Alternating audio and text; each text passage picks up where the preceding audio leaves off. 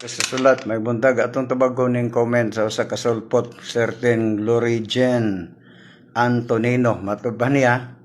Mao nay problema ninyo bro, kay ang mga bersikulo nga imong gigamit larawan sa mga kerubin, pero ang inyo lahi man, dili man larawan sa kerubin, butangi.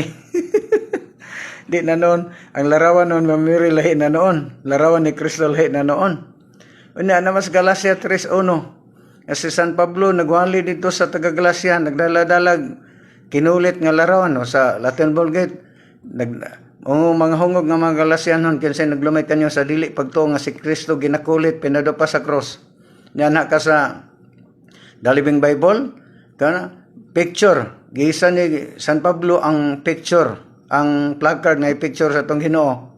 Unya dia sa Ezekiel 41, 17-18, dili lang kirubin. Nainawang sa tao, nang nawang sa palmera. Unya, kung tanaw na to, ang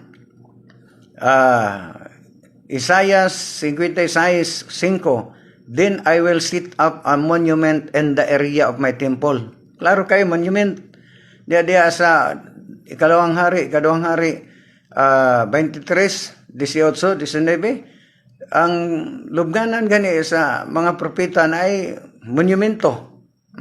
Niya, di kay kerubin na ang problema ana kay na nituo day mong nailarawan nga gipahimo bisag kerubin na lang. Bisag kerubin wa agi mo inyo ha.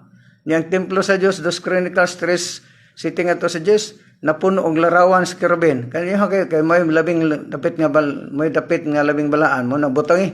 Kaniyo ha digin ha templo sa Ginoo parehar na budigas kopras butangi.